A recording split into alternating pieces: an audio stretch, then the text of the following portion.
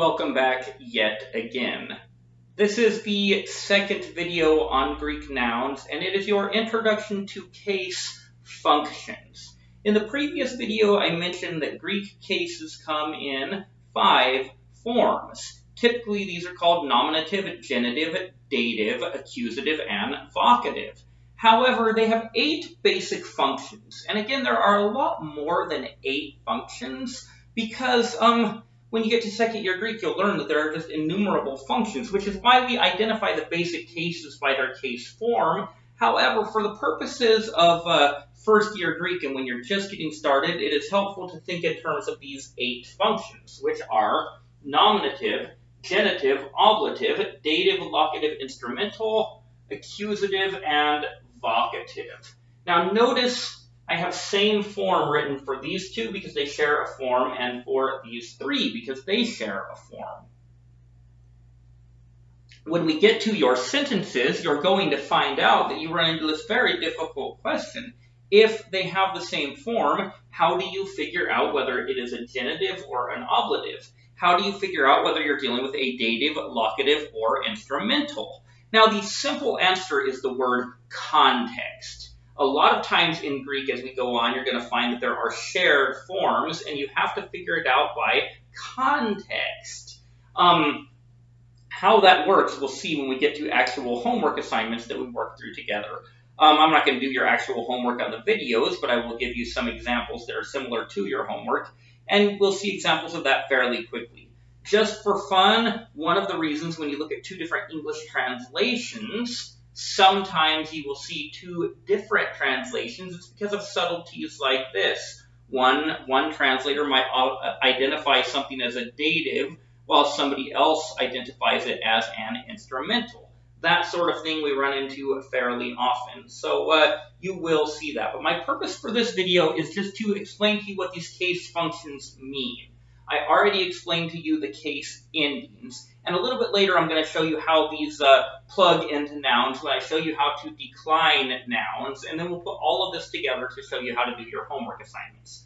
Man, I have a lot of videos to make for online Greek, but that's the way it is, and it is going to be a very good time. All right, my shirt keeps wanting to come untucked. I feel like George McFly. If you don't know who George McFly is, you should.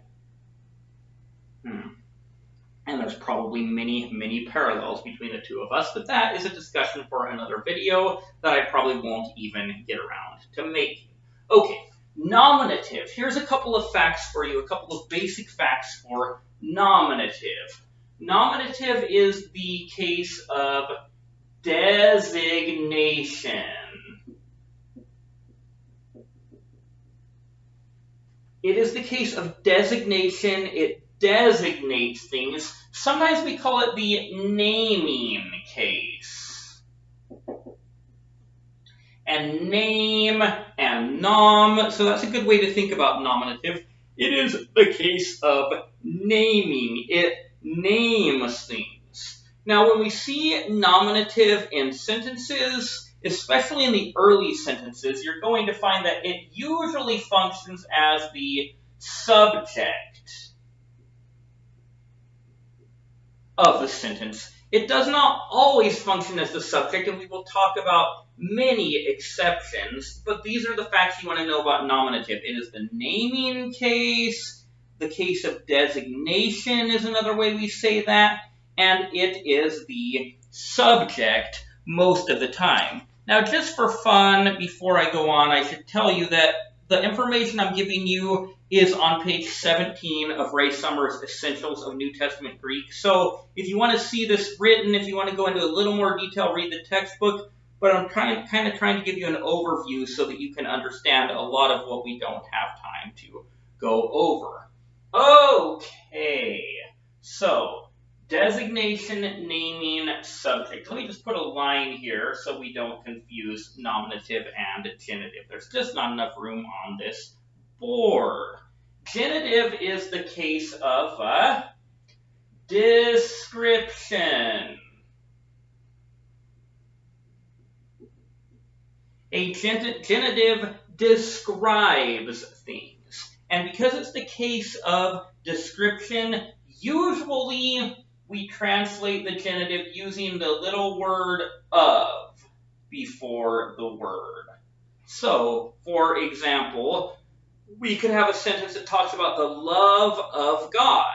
Love would probably be in a nominative case, perhaps in an accusative case, depending, but the of God would be the genitive case, and we would translate that as of God. It is describing what kind of love we are talking about, the love of God. So you'll see this later on, but when you are translating your genitives, usually use the word of. Put another little line here to keep all of this separated. Gotta keep them separated. Hey, hey, hey, me, oh my. All right, we'll stop. You might or might not be an Offspring fan. We'll let that be. However that may be, we do need to keep them separated. Good times. All right.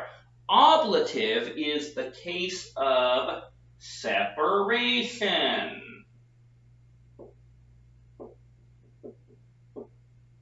All right. So when you are translating your ablatives, you are often going to use this little word from. Sometimes perhaps away from. Perhaps another one you might use is out of. It's coming from, it's coming away from, it's coming out of something.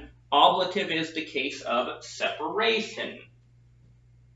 Again, gotta keep them separated. Dative. Dative is the case of reception. It receives things.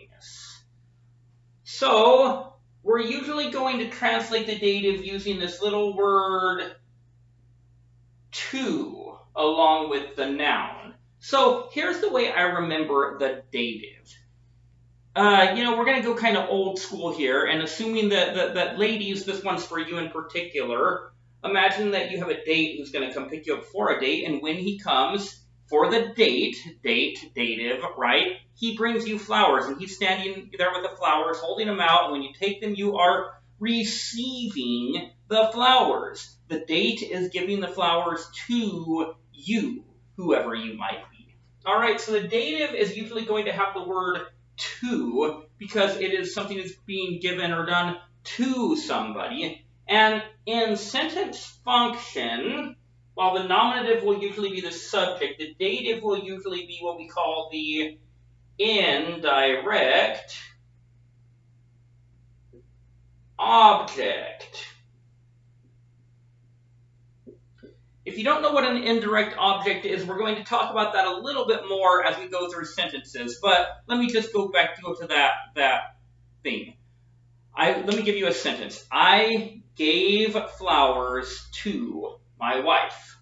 Now, in that sentence, I is the subject. I'm the one acting. Gave is the verb. That is the action. Flowers is the direct object. What did Professor Vic give to his wife? Why, he gave flowers. So flowers would be the direct object. But then I tack on this little fact to give you more clarifying information. To my wife.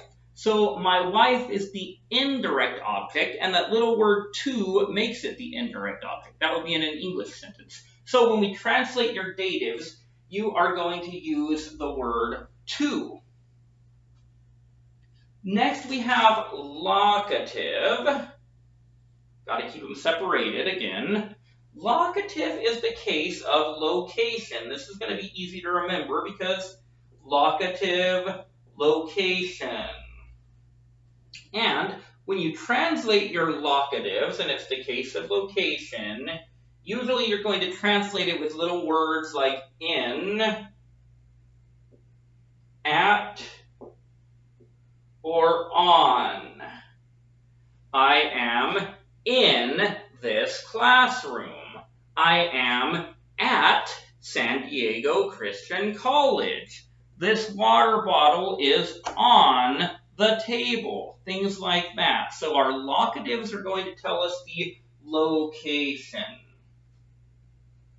Gotta keep them separated. Hey, me oh my. Instrumental is the case of means or instrument.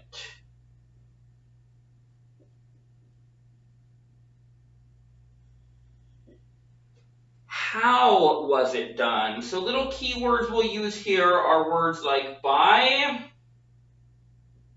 and through.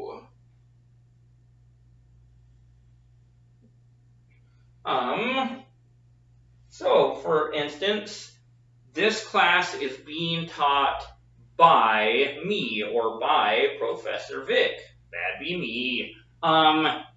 Sometimes I preach sermons in my other job as a pastor. One of my other jobs. I do other stuff too sometimes, but I like to think when I preach sermons that God is speaking through me. So words like by and through tell us about a means or instrument, and that is the function of our instrumental. A couple more. I know you guys are getting antsy out there. Drink some more coffee so you can get even more antsy. We are just about through with this video. But accusative. Accusative is the case of limitation. The case of limitation, and usually in the sentence it functions as the direct object. I have this weird idiosyncrasy where I write capital J's when I could just as well use a lowercase j. That's a little foggy, so I don't know that you can see it that well. But accusative, the case of limitation, typically the direct object of a sentence. There are exceptions, but that will serve our purposes right now. So going back to my sentence from earlier, I gave flowers to my wife.